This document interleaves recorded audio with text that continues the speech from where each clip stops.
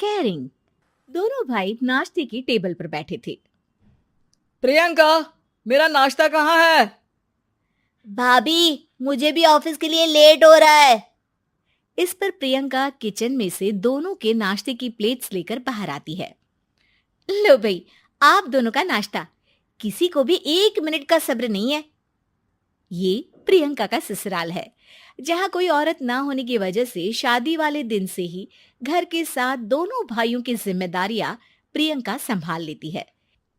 दोनों भाई शांति से नाश्ता कर रहे होते हैं कि अंकुश अपने भाई की प्लेट से पराठे का एक टुकड़ा उठा लेता है।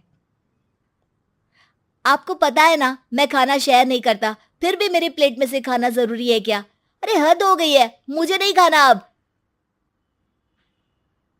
अंकुर गुस्से में नाश्ता छोड़कर टेबल से उठ खड़ा होता है। अरे, ये कैसा बिहेवियर है अंकुर? एक टुकड़ा ही तो है। एक हो या आधा, मुझे भूख लगी है तो ये सिर्फ मेरा ही है। उसे भी किसी के साथ शेयर करने बैठा तो भूखा नहीं रह जाऊंगा। अरे बाबा, ठीक है, अब इस पर भी लड़ाई। दूसरा बना देती हूँ, पर प्लीज ऐसे खाना बीच में छोड़कर मत जाओ। इससे अन्न का अपमान होता है। ओ प्लीज भाभी, ऐसी कोई चीज होती ही नहीं है। आपके पास पैसे हैं, खरीदो और खाओ। अगर नहीं खाया जाए तो फेंक दो। अरे दुनिया में सब यही करते हैं। अंकुर बैग उठाकर ऑफिस के लिए चला जाता है, जिसके पीछे उसका बड़ा भाई मायूस सा घर में खड़ा रह जाता है।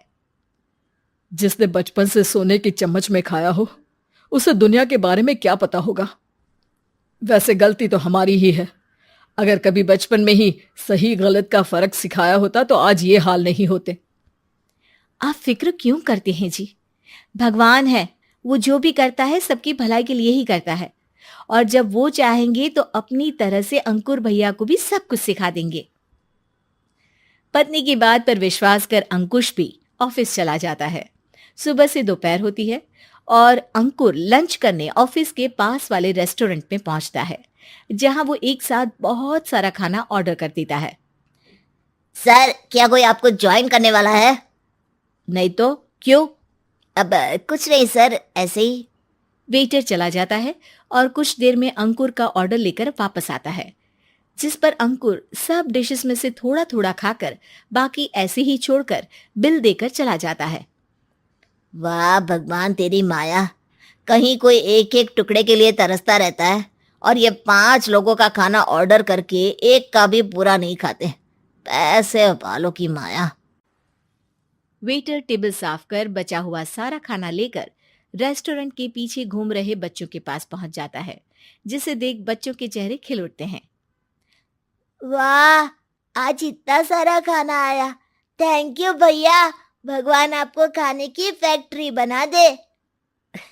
अगर ये फैक्ट्री मेरी होती तो तुम लोगों को कभी किसी का झूठा बचा हुआ खाना नहीं खाना पड़ता। चलो तुम लोग खाओ, पर ध्यान रखो किसी को पता ना चले, नहीं तो मेरी नौकरी चली जाएगी। इसी के साथ दिन बीतता है और रात को दोनों भाई एक साथ घर पहुंचते हैं। कुछ देर में सब डिनर करने बैठते हैं, जहां अंकुश अंकुर को समझाने की कोशिश करता है। अंकुर, अगर हमें लाइफ में सब कुछ मिला है, इसका ये मतलब नहीं कि तुम उसका गलत फायदा उठाओ, बल्कि तुम्हें उसकी मदद से दूसरों को भी मदद करनी चाहिए।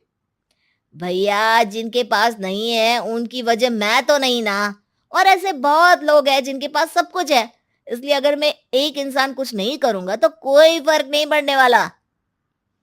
तुम्हारे भैया बस एक चीज समझाना चाहते हैं कि जिस चीज की हमारे पास कमी नहीं है, उसे बर्बाद करने से अच्छा है कि लोगों के साथ शेयर करें।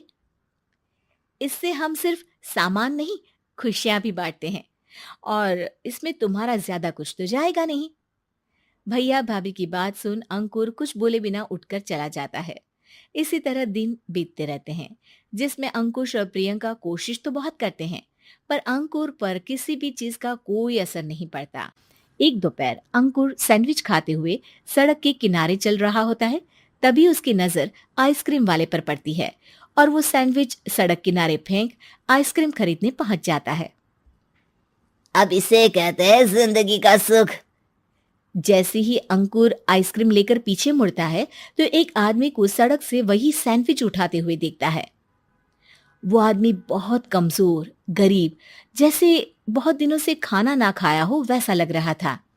अंकुर उसके पास जाकर खड़ा हो जाता है। उसे देखकर आदमी सैंडविच अंकुर की तरफ कर देता है। आपको भी खाना है क्या? क्या हम इसे आधा आधा कर ले? मुझे बहुत भूख लगी है। वो मेरा ही झूठा सैंडविच है, तुम दूसरा खरीद कर क्यों नहीं खा लेते? इसे क्यों खा रहे हो? अरे भैया, अगर खरीदने के पैसे होते तो 4 दिन से भूखा नहीं घूम रहा होता। हैं? क्या तुमने 4 दिन से कुछ नहीं खाया, फिर भी इस आधे सैंडविच को मेरे साथ बांटने के लिए तैयार हो गए? क्यों? अरे भैया, पैसा नहीं है तो क्या हुआ, इंसानियत आज भी उतनी महंगी नहीं हुई, और ना ही उस पर अमीर गरीब का टैग लगा है जो हम उसे रख ना सके। पर अफसोस, आजकल लोगों के अंदर पोषण, खून या विटामिन से ज्यादा इंसानियत की कमी होने लगी है। आदमी की बातों से अंकुर को समझ में आ जाता है कि वो आज तक कितना गलत काम करता आ रहा था। इसके बाद से वो अपनी किसी के साथ शेयर नहीं करने और खाने को बर्बाद करने वाली आदत को छोड़ देता है।